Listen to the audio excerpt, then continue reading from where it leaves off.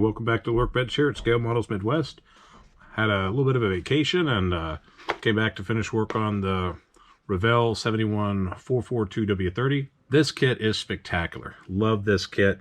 I actually have a couple extras of this one because I wanted to do a couple of different paint schemes. I saw Matt from Model Car Videos. I think he did one up Pro Stock style and kind of like that one myself. I have a couple of different versions of this. I have the pace car with the little plastic figure of Linda Vaughn, and I also have the, I think it's a 69 W-30. So yeah, I'm gonna put those together eventually, but this one is just a spectacular kit.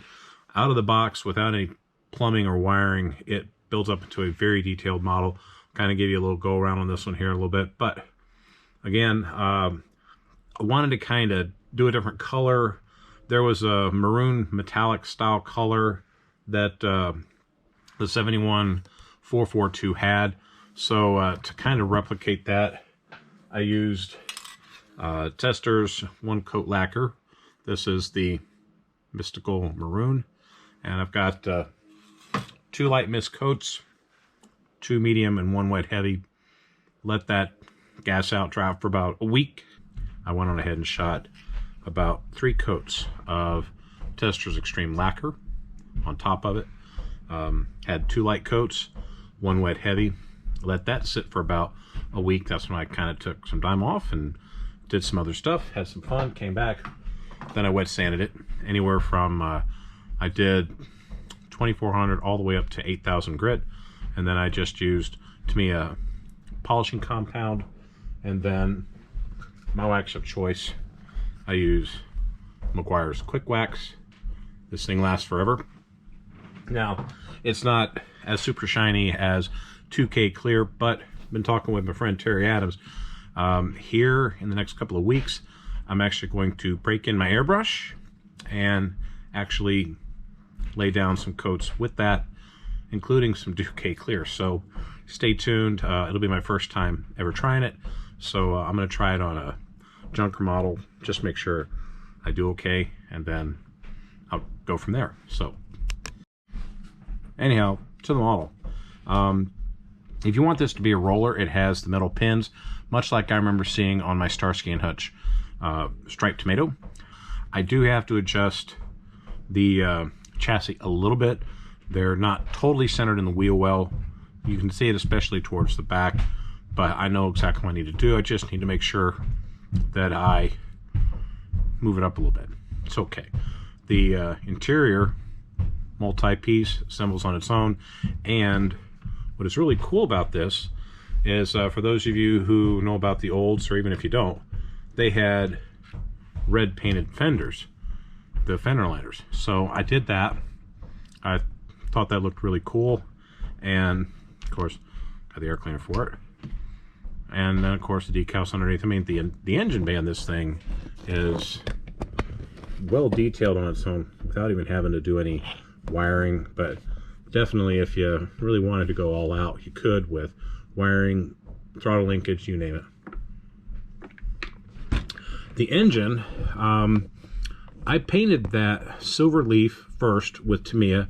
I did a 1 coat of silver leaf Tamiya, and then I lightly misted TS19 metallic blue. So light mist on that to kind of replicate the metallic blue that the Olds engines came with in the W-30 back in 1971. So I hope it looks good to you. Here in person, it looks great. So the interior, I wanted it to be white. I have definite love for white interiors, and that's kind of like my signature on a lot of my models. So the decals, the wood grain goes really well with this. And I kind of imagine this would be a car that my wife would like to take up to Boone, Iowa and do some cruising. So she doesn't drive the stick shift. So I went on ahead and got the automatic, and figured, you know, if she were to take this out, we go cruising, get some popcorn, get some blankets, and just kind of look at all the other cool cars and then watch people check out our car. But I mean, the interior detail on this is fantastic. It comes with 2 different consoles, and you know, 4-speed as well as the automatic, and of course 2 sets of pedals. On the back bumper, unfortunately, I got a couple of glue marks on the back of it, so I'm going to use some of the decals that came with the kit to kind of cover over that. The decals they had as an option to go in the window, but I like the glossy clean window, and it just looks really cool. You see the package shelf behind that, so I'm just going to get the decals, put them on the back.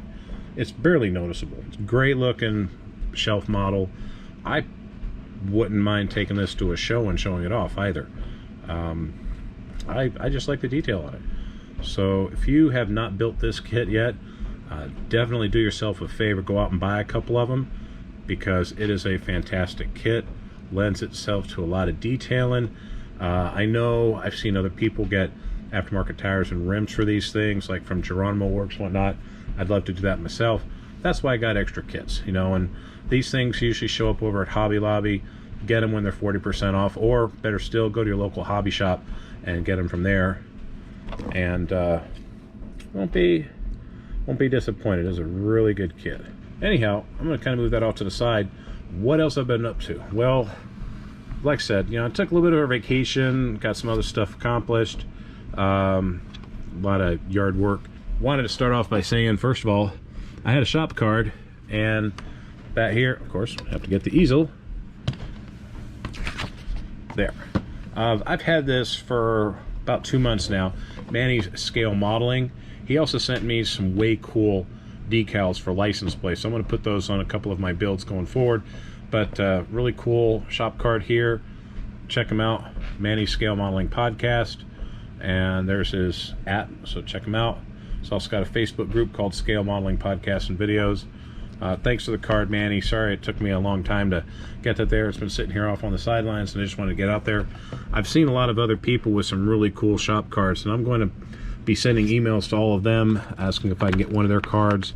So, yeah, kind of behind on getting some new shop cards from others, but I have picked up a few things. First of all, you've probably already seen it from Salvino JR, or if you're a subscribe to Lucas C's channel. This came out, and I mean, I don't know why they say, oh, it's Richard Childress Racing. I mean, come on, it's Dale Earnhardt. Come on, it's the number 3 Good Wrench Monte Carlo from 1988. I love this kit. I've already seen the unboxing from both Jim Rogers on his channel and from Lucas C on his channel. The decals on this are nothing short of spectacular, that they've said, and definitely outshine the original decals. I don't know if I'm going to build this one anytime soon. It's just a good looking kit. I mean, it's the Intimidator. Can't go wrong with that. So I'm just going to kind of set up on the shelf and admire it for a bit before I actually go and build it, because I've got a ton of other kits that I've got to build that are on deck, and I finally am going to start breaking ground on that 1/12 scale 67 Corvette. I'll be showing some updates to you on that here soon. But let me get this guy out of the way and show you what else I've been picking up. So, over at Blue Ox Model Shop, Jason Hanscom has, at the beginning of his video, a advertisement for Hobby Nut models. So, I went on ahead and I checked out Hobby Nut models. I picked up some paints for a Mustang I intend to build, and I can't remember if I've posted or not. I've got it set on the side, so if this is a repeat, skip to the next part. Otherwise, I picked up one of the Revell Boss 351 Mustangs. This is the one that everybody's really talking about as being a well-built, probably one of the best Mustang kits ever. It came to me, the box is a little crunched, but I think that's from our local Postal Service guy kind of yeeting it into my front yard, but it's all good. He's a nice guy. I'm not going to hold it against him. I know that Revell does great. If anything's broken in here, now they'll ship me new parts. But anyhow, this is going to get painted lime. What's it called? Yeah, Grabber Lime. And like, I think I've mentioned this before, but this Grabber Lime does just not look like Grabber Lime. But I guess once I get it through the airbrush, yes, this will be airbrushed for this kit. This I'm also going to use as part of the Mustang 60 build, but this one's not going to get built just yet because I've got a couple of other items on deck. Adam over at South Dakota Models, he had announced here just the other day a group build that won't start until December 1st. But if you have a chance, go check out his channel. If you haven't subscribed to it, do so. But he's talking about a naked model build.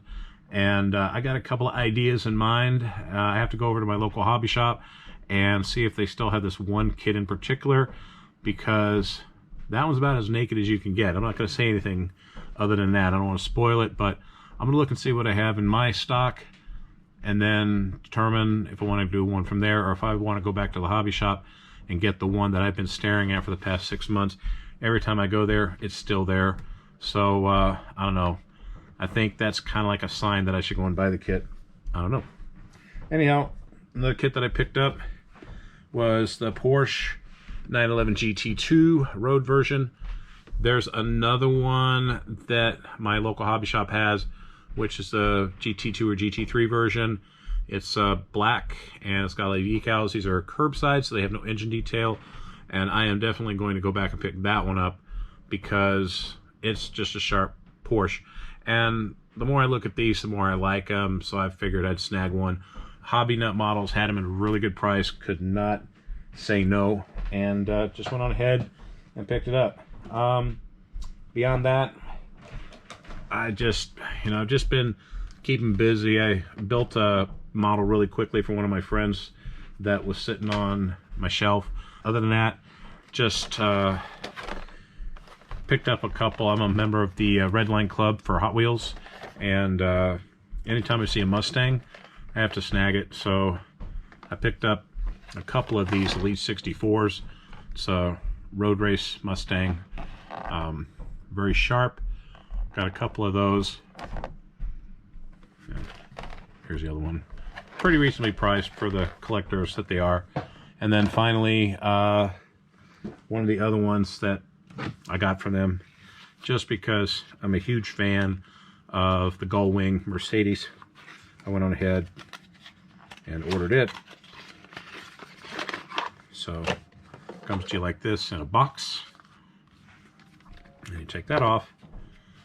Voila. I haven't taken it out of the box yet, but like I said, I got them, checked, make sure they're okay, and then I just set them off to the side. But really, that's all I got. And I think beyond that, there's another group build going on right now using a suggestion from Matt at Model Car Videos about using a 55 Ford, I think a truck or a panel. I don't have one of those in my stock. The closest thing I've got is the Foose Ford, but I don't think that's a 55. I think that's more like a 53. But I don't know.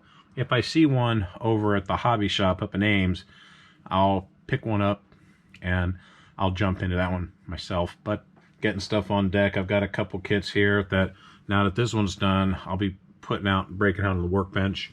Want to get a couple of those out before Adam's group build starts from South Dakota Models. Again, go check them out. Beyond that, I'm gonna let you go for the night. Get this posted. Tomorrow I start a new kit. Guys, have a great day. Keep building the cool kits. We'll see you in the next video.